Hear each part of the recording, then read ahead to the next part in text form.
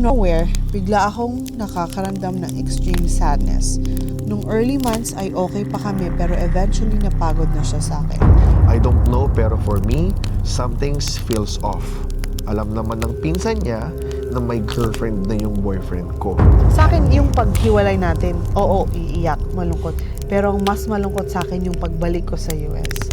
Kasi nandito na ako ulit, wala naman dito si Ron.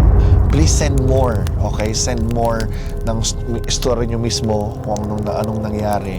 And ayun, kung nagustuhan nyo to and gusto nyo pa man ng maraming ganito, don't forget to follow Stories by Ron.